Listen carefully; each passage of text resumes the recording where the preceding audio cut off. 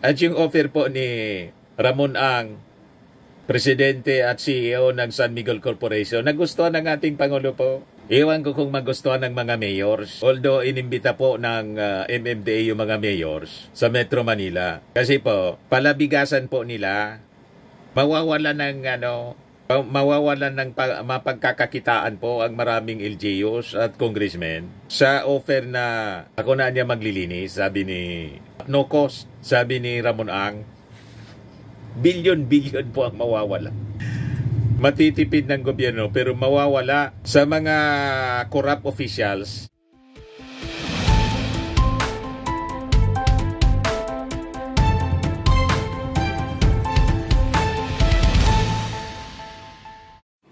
Hello po mga kababayan, si Dante Maravillas, Bicolano vlogger, broadcast journalist from Albay. Siguradong magkakaroon ng maraming kaaway nito yung ating Pangulong Bongbong Marcos. Bakit niya, Mr. Maravillas? Kanina, nilunsad niya mga kababayan, kanina lang, yung isumbong sa Pangulo ang mga problema sa flood control projects sa inyong lugar.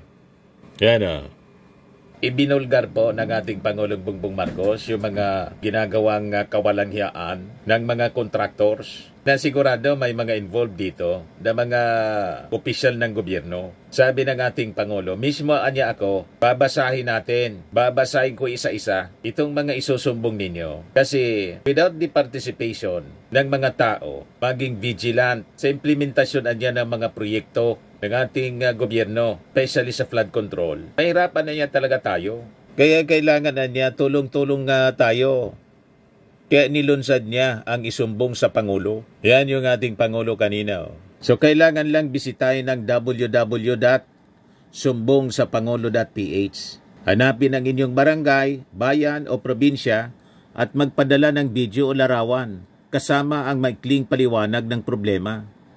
Sabi ng ating Pangulo, sama-sama nating bantayan ang pundo ng bayan. I-report ang mga isyo sa flood control project sa inyong lugar. Iba? Mga kababayan, maraming congressmen ito ang magagalit sa ating Pangulo kasi milking cow nila, mga kababayan, ng flood control projects, ng karamihan po ghost. At yung offer po ni Ramon Ang, Presidente at CEO ng San Miguel Corporation, nagustuhan ng ating Pangulo po. Iwan ko kung magustuhan ng mga mayors. Although inimbita po ng MMDA yung mga mayors sa Metro Manila. Kasi po, palabigasan po nila, mawawalan ng mapagkakakitaan po ang maraming LGUs at congressmen sa offer na ako na niya maglilinis, sabi ni no cost, sabi ni Ramon Ang. Bilyon-bilyon po ang mawawala. Matitipid ng gobyerno pero mawawala sa mga corrupt officials kasi yun po yung paglilinis ng mga estero, mga kanal, pati mga basura. Nagkakakitaan po yan ng ilang mga officials ng gobyerno. Kaya nga po hindi maayos-ayos ang mga problema kasi yung mga problema, yan mismo ang negosyo. Yan mismo ang negosyo nila. Sources nila ng limpak-limpak na salapi. O ngayon, ito ngayon ang ina-address ng ating Pangulong Bongbong Marcos. Kaya tingin ko maraming magagalit sa ating Pangulo. Pati yung mga kalyado niya. Yan, sabi niya, Marcos welcomes SMC boss Ramon Ang's offer to address flooding woes. Natuwa yung ating Pangulo rito sa offer ni Ramon Ang. Yan, sabi rito sa balita ng Inquirer, no one will be spared in flood control project crackdown. Sabi ng ating Pangulo, this is why this is the reason why the private sector needs to be part of our national development. Thank you, sabi ng ating Pangulo, sa offer ni Ramon Ang. Yan sabi ng ating Pangulo. Kasi sabi ni Ramon Ang doon sa press con niya noong August 8, ako po, San Miguel, Ramon Ang, nagbo-volunteer ako ngayon.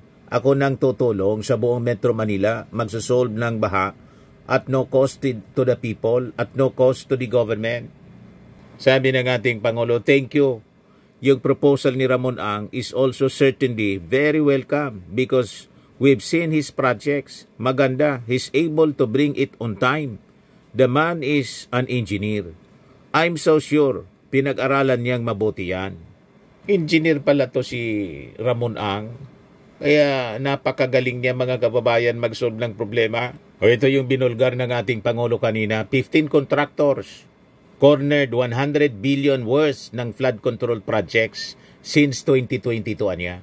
Panahon niya, sabi dito, President Marcos questioned why only 15 contractors bagged 20% of nearly 10,000 flood control projects since 2022, noting that more than half of this government-funded infrastructure anya did not provide details as to what type of structure was being built.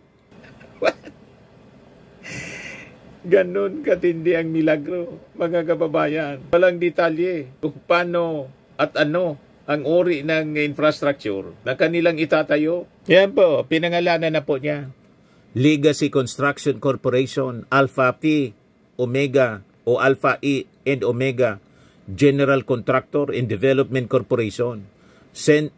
Timothy Construction Corporation, QM Builders, AGB Construction Corporation, Top Notch Catalyst Builders Incorporated, Centerways Construction and Development Incorporated, Sunwest Incorporated, Hightone Construction and Development Corporation, taga rito sa amin, 888 Construction and Supply Incorporated, Royal Crown Monarch Construction and Supplies Corporation, Wawaw Builders, MG Samidan Construction, LRTK Builders Incorporated, Road Edge Trading and Development Services.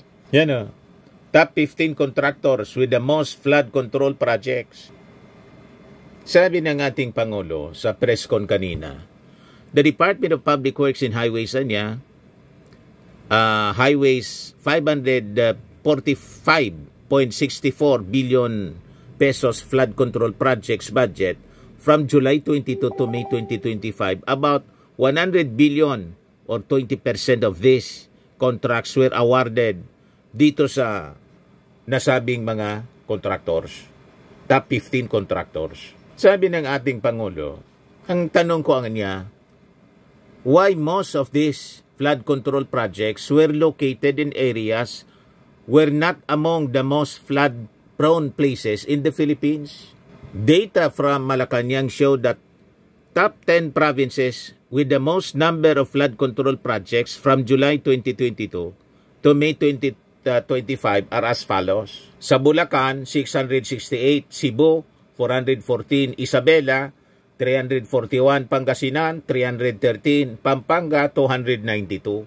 O dito sa amin, marami din. Albay, 273, Leyte, 262, Tarlac, 258, Camarines Sur, 252, Ilocos Norte, 224. Pero yung mga mas binabaha or most flood-prone provinces are as follows: Pampanga, Nueva Ecija, Tarlac, Bulacan, Metro Manila, Maguindanao, North Cotabato, Oriental Mindoro, Ilocos Norte. I think, sabi ng ating Pangulo, you will notice they do not necessarily match. I'm sure there are explanations for that.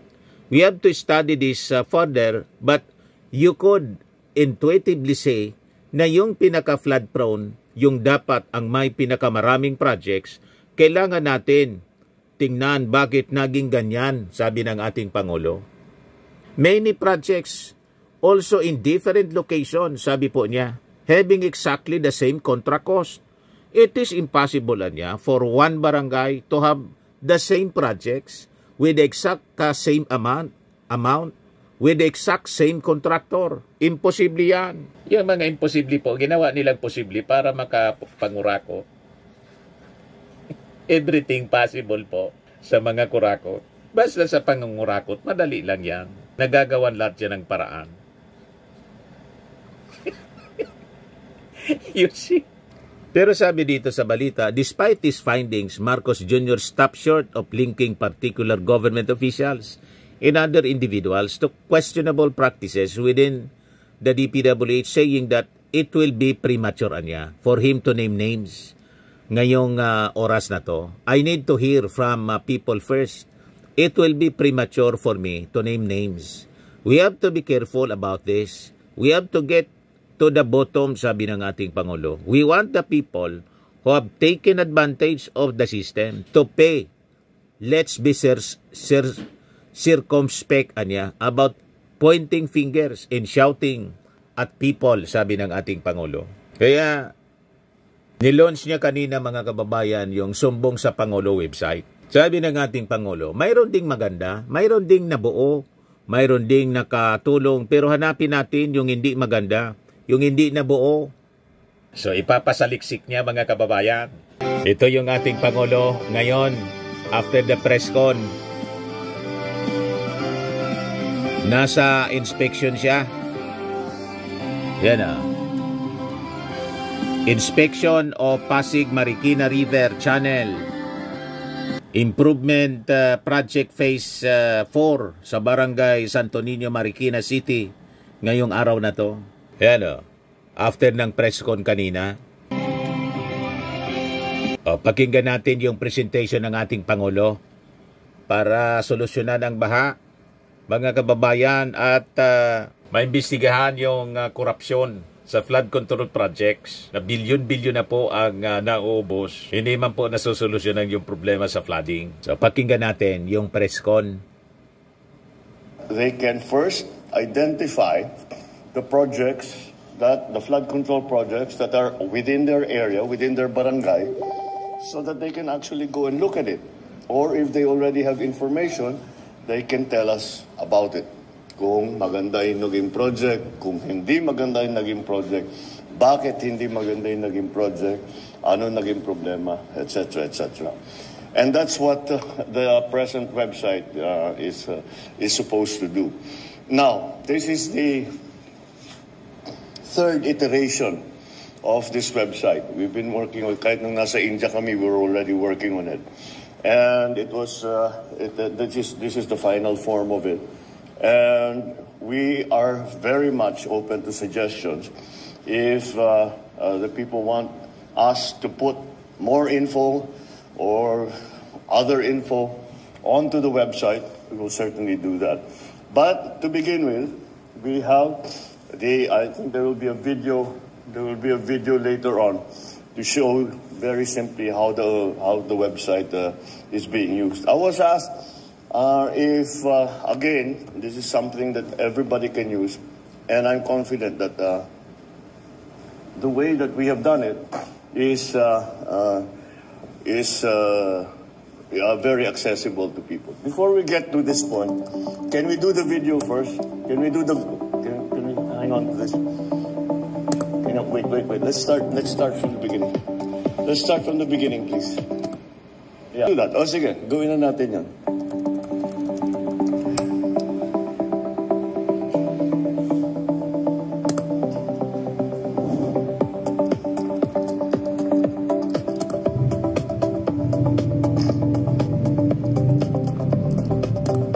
So madali lang mga kababayan, i-click mo lang, mahanap mo na yung mga list ng flood control projects. Yan. Para kung wala, i-report ninyo. Madali lang ma-report sa ating Pangulo. Direkta mga kababayan. Yan That's another feature that we just Buong added. Pilipinas, interactive map. And then, beyond that, this is the street map. Pero maraming overlay yan. DPWH Flood Control Project. May overlay pa yan na satellite picture. So madali malocate. Napakaganda yung sistema. I-report. I-upload lang yung mga larawan para makita po kung totoong may project o baka ghost project. O diba? So, sa pamamagitan ng ating technology, may website na po para madaling maisumbong sa Pangulo. You see, yan ang bagong Pilipinas. Yung list of projects and then yung search. Well, Maya naman kayo. There. Mga magnanakaw sa gobyerno, isumbong sa Pangulo. Ang mga magnanakaw. Doon sa pinakita, linalagay yung location, yung date, kung ano yung project. You don't need to have all of those details. All the public has to do, para ang ginawa ko, sabi ko, kasi nung unang namin natanggap ito, it was map coordinates. So sabi namin, hindi pwede. So we translated the map coordinates down to the barangay level. So ang kailangan lang ipasok ng kahit sino, buksan yung website para makita. No. I-click lang ninyo, report. Tama. Yun, ilagay lang. Clickable yan lahat. And they can search. They can search all of the. They can search all of the projects that are in their area. So kung alam na nila, pwede na sila magsabi maganda naman. Pwede sila magsabi hindi maganda ang naging project. Very good. And so those transparent. We just try to keep it as simple as possible. So that people can just put the. Yan lang naman eh. Basta barangay lang. Para ma-inspection agad. Kasi yung isa may listahan pa eh. Where, when, that's not necessary. If alam ninyo, di gamitin nyo. Pero kung hindi necessary na ganun, ito na lang. Basta lagay nyo yung barangay ninyo at lalabas na lahat ng flood control project. Maybe there are certain for checks and balances, mga kababayan, findings that we have made during the ongoing investigation that we have initiated since the SONA. And I think it is interesting for people to look into so that it can be a guide as to where maybe the problems have arisen. And these are key findings on flood control projects. Can you put that up? Yeah. These are basic data lang ito. Next page, yeah. The total cost of all of the projects since July 2022 until today is 545 billion pesos. Grabe, napakarami po. I don't know about you, but that is a very big number by any measure. That is an enormous. 900,000 na pala. Going. Another observation is that there are 6,021 projects worth more than 350 billion that do not specify the exact type of flood control that is being built. Then, many projects also in different locations have exactly the same contract cost. I think anybody who works in either the private sector or the public sector, pag sinabi, may 50 project, pare-pareho, 150 million lahat. Pare-pareho lahat. Imposible yan. It is impossible for one barangay, even if they are the next barangay, to have same project to the exact same amount. Correct. With the same contractor. Imposible yan. And that is why that is a significant finding already that we have made. Now, can you keep going, please? What's in it? There. So, we looked at the regions kung saan ang pinakamarami. And this is what came out.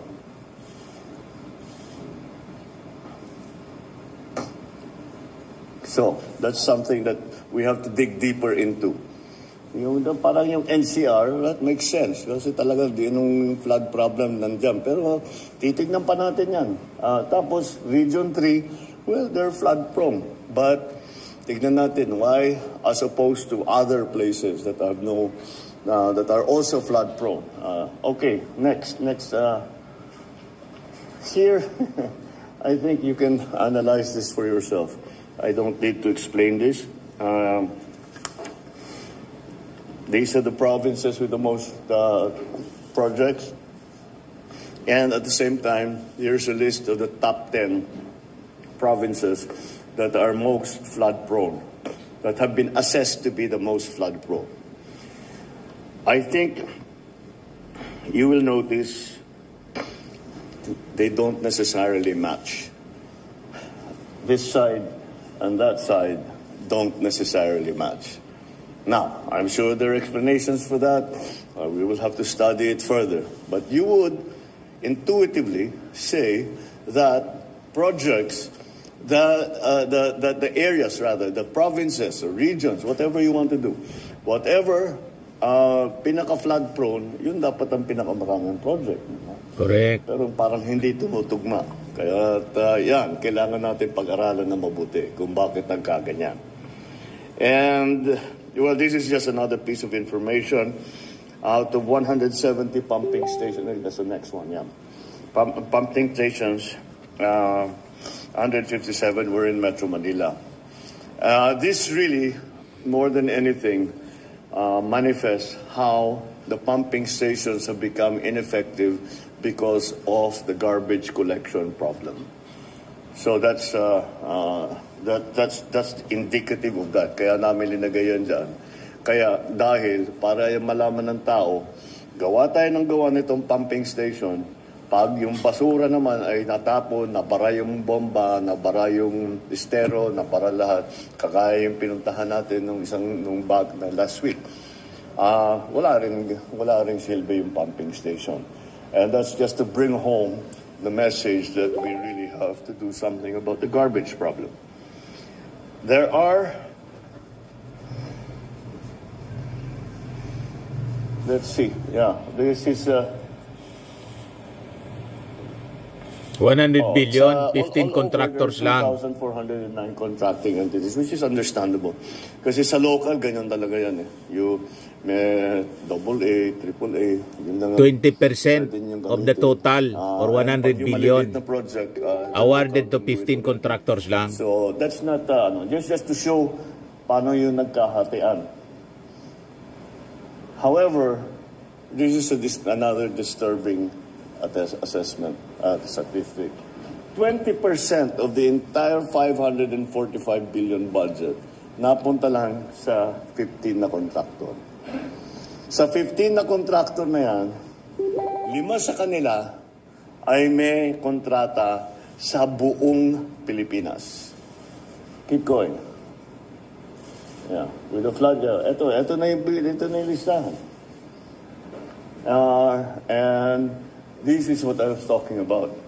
5 of these 15 contracts have projects in almost all regions nationwide. Ang justification sa pagpili ng kontratista ay para sasabihin, pagbigyan naman natin yung local. Di ba? Para naman yung mga maliliit na kontraktor, may trabaho naman sila. At mas mabilis kasi kung local. Kausap mo yung tao Again, my experience as governor is that as much as possible, we try to do it by local. Kasi pwede namin, may madali, sabi, bilisan nyo na, bakit wala pa, pwede mong anihin. You have some influence over the thing. But that one, that for me was the one that stood out very much. 5 of these contractors had projects in almost the entire country. So those are the ones that immediately pop out na sa aking palagay ay kailangan natin tignan. So anyway, this is the initial. We are rolling out the website today. We have provided you with some of the initial information that we have had. They are not assessments. We are not accusing anyone of anything yet. However, it gives us an idea of how this has been conducted. So I hope people will take advantage of this, and as I said, there is always a way for them to give their comments. Magsumbong sila kung yan ang gusto nilang gawin. Naari naman, sasabihin nila, hindi, walang problema dito. Yun ang pinakamagandang balita na matatanggap namin. So I encourage everyone to look into this and say your piece. Kasi parang sinasabi ng mga iba, nakikita naman namin hindi maganda, pero wala naman kami mapuntahan, wala naman kami malapitan. Ngayon meron na. Ngayon meron na kayo malalapitan. Ito, ang lalapitan na ngayon ninyo, ako mismo. Dahil akong titingin dito araw-araw sa website natin at babasahin ko ang mga report na ibibigay ng taong bayan. So this is the first step. We are going to keep going. This is something that is, I think, absolutely necessary. We have to clean our ranks. This is a little painful. Baka masangkot ng tao na malapit sa atin. Ngunit, Kaibigan niya. kahit malapit sila sa atin, mas malapit naman siguro sa puso natin yung taong bayan. Kaya sila ang unahin natin. Alright. I think that's just a preliminary briefing, and thank you, and I'll take some questions. Thank you very much, Mr. President. Mr. President, the first question will come from Alvin Baltasar, Radio Pilipinas. Mr. President, magandang umaga po. Hi, sir. Good morning po. Mr. President, Mr. Ramon Ang is offering to solve the flood problem in the National Capital Region. What is your take on this? Thank you. What else? What else can you say? You know, this is why we have. This is the reason why, from the very beginning, I always said the private sector needs to be part of everything of our national development. Hindi pwedeng ganon. Now, yung proposal ni Ramon Ang is also certainly very welcome. Because you know, we've seen his projects. Maganda naman ang mga nagiging resulta. He's able to bring it in on time, and you know, the man is an engineer, so I'm sure he has pinag-aralan niya na mabuti yan. He's actually given me already this briefing before. And however, there is still another side to his proposal, and the other side of his proposal, I will fix the flooding problem. I will desil the areas here in Metro Manila anyway. But the mayors, the LGUs, have to take care of the garbage problem. It simply doesn't work until we have a solution to the garbage problem. We have a proposal for waste-to-energy solution in Manila, City of Manila. So baka naman, so that I think that will go on, but that's only for Manila. So, itutuloy natin, titingnan natin kung magandang lumabas doon. And if that's the case, then that's what we will do with other parts of, at least Metro Manila sa una, or the other urban areas na nababaha. So, again, anybody who wants to help, it's a welcome offer. Yes. So, sir, just a quick follow-up. So, yung proposal po ni Senador Panfilo Lacson, na itap din yung ibang mga bilyonaryo sa bansa, welcome din po sa inyo yan. Siyempre. You know, you you don't look a gift horse in the mouth. Kung handa silang tumulong. And this is not anything new. The so-called taipans of the country, pagka meron tayong gustong gawin, nag-o-offer talaga sila. Kaya't marami silang naitutulong. So I will certainly look at this proposal of Ramon very, very closely and see if it's actually, if we can do it. Like I said, it will require that coordination between LGUs and I guess San Miguel, whatever it is, what part it is that they want to play. Pero nagdi-desilt na siya. Pasig River, dinidesilt na niya. So alam niya talaga yon. So anyway, that's something that that's very welcome, as I said. Any offers of help are always welcome. Maraming salamat po, Mr. President. Thank you. Sir, the next question will come from Ana Felicia, GMA News Online. Good morning, Mr. President. Sir, Senator Tulfo mentioned earlier na isang undersecretary ng DPWH yung reportedly nasibak dahil po dito sa anomalous flood control. Is this confirmed, Mr. President? And sino-sino pa po kaya yung involved dito sa corrupt flood projects po? If we can name them, Mr. President. Now? We just opened the website. No, I need to hear from other people because anong makukuha kong report? Makukuha kong report sa kung sino man, maganda lahat. So I need to hear from people first. And then if there is really something na kailangan sasabihin talaga ito consistent, ang dami nilang 15 yung project nila, puro palpak. Delikado na yan, pitignan na namin. But we don't have that yet. We haven't conducted that. If you remember, the DepDev is going to now go into all of that. Pero parallel effort yan. sa gobyerno at saka sa taong bayan. Importante yung contribution ng taong bayan. Napakahalaga. Dahil kami, nandito kami, pinag-usapan nga natin, 9,000 projects. Siyempre, didetalye namin yan, iisa-isahin namin yan. Pero ang tao, nandun sa harap nila. Pag-gising nila sa umaga, maglalakad lang sila ng kalahating kilometro, nandyan na, nakita na nila.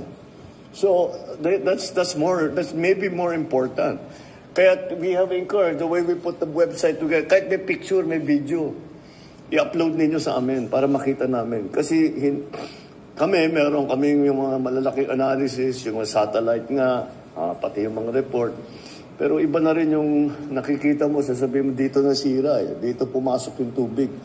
Nung bumigay ito, wala na, binaha na kami lahat. So that's why we are encouraging to go. We are asking people to help us and to help themselves. Dahil kung maayos natin ito, hindi na sila babahin. Or at least not as badly as they are now.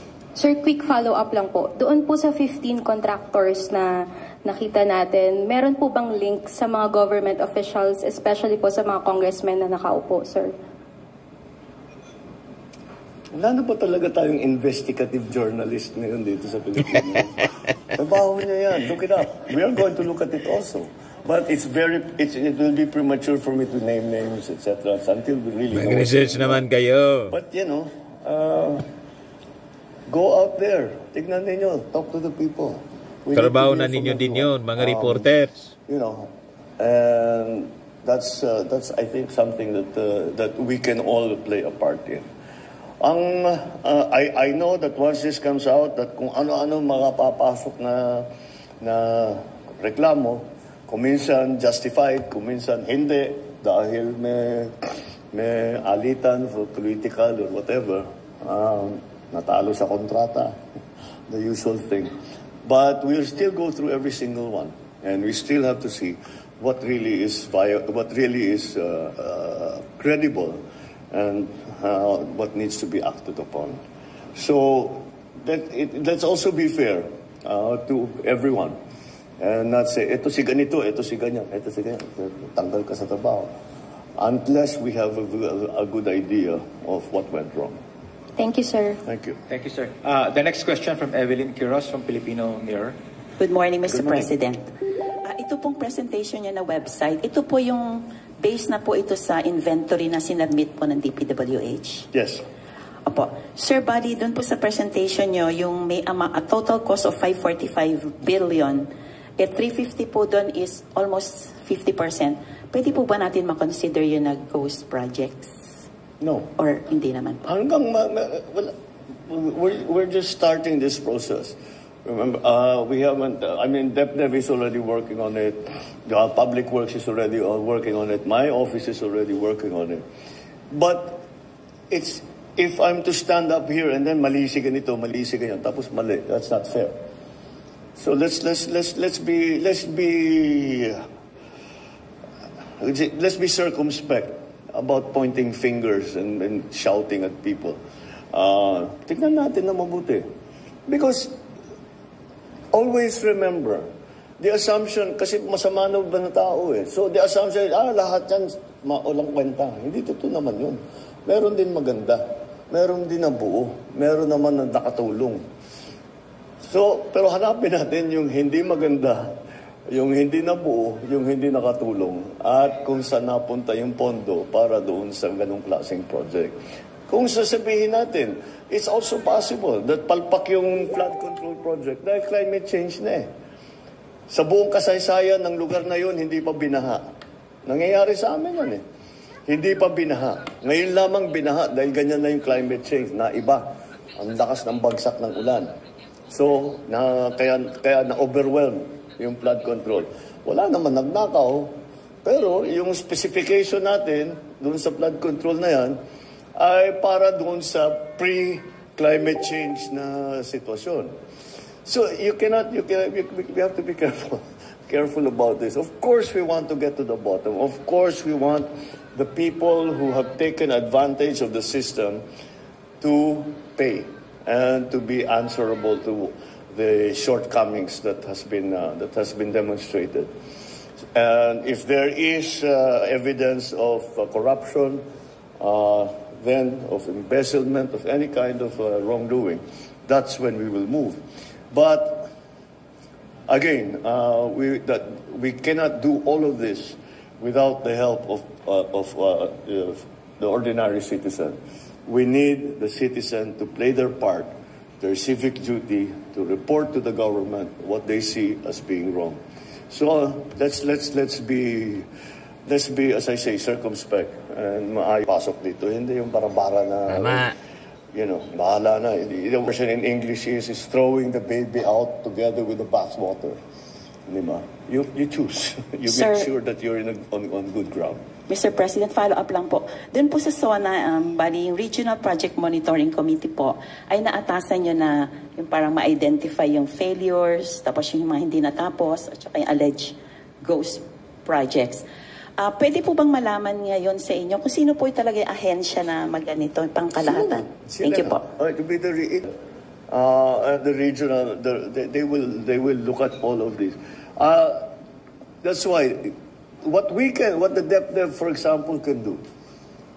For those who are not up to, DepDev is what NEDA used to be. We just renamed it, so it's now called the Department of Development. So anyway, ang gagawin naman ng DepDev, titignan yung papel and see what happened, where it went. Tapos yung mga really very, very problematic areas, siguro papupuntahan nila. But how many areas can they go to? We were talking about 9,000 projects. Hindi nila mapupuntahan lahat. Kaya para sa akin, napakahalaga ang kontribusyon at ang mga komento, ang mga reklamo, ang mga video, mga picture na ipapadala sa atin ng taong bayan. So, lahat ng hinain ninyo, masama loob ninyo, yung nagre-reklamo kayo, frustrated kayo dahil nakikita ninyo, wala naman kayong malapitan. Ito na yung chance ninyo. Ito na yung chance ninyo. Meron na tayong website. Ang isusulat ninyo doon sa report, yung tinatawag yung sa na report, ang isusulat ninyo doon sa report, ako mismo ang babasa. Yan ang asahan ninyo. Babasahin ko bawat isa. Yeah. Thank you, Mr. President. Ayos na ayos pa. Ito pong programa, mga kababayan, atid sa inyo nitong I Am Worldwide Amazing Pure Organic Barley Powdered Drink Mix from Australia. Yung promo po extended, sabi ng aking anak na architect entrepreneur. Yan promo, solid deal. Buy now, get free 45 boxes. Get free 100 sa gold. Sa Platinum, get free 112 boxes. Sa Jade, get free 250 boxes until ngayon, August 11. Kaya dapat i-avail na ninyo po, mga kababayan, ang extended promo sa mga gustong magnegosyo. Yan Dalawang paraan para makapagsimula. Straight payment, swipe mo lang buong halaga. Mabilis, diretso, hassle-free. Gamitin na ninyo yung credit card ninyo sa bangko. Installment, balance conversion, swipe muna. Tapos tawagan bank mo para gawing 3, 6, or 12 months installment. Magaan at mababa pa ang interest, depende sa bangko. Kaya kung gagamit man lang kayo, mga kababayan, ng inyong credit card, hindi pang grocery. Kasi pang grocery, diretso sa tiyan yun. Walang tubo. Diretso konsumo. Credit card ninyo, inegosyo ninyo, mga kababayan, para tumubo. Diba? Ganyan ang wise na negosyante na yumayaman. Pag umutang, investment po yung gamit sa utang. Diba? For business inquiries and orders, kontakin lang ninyo ang i-message ninyong aking anak, Chris Maravillas.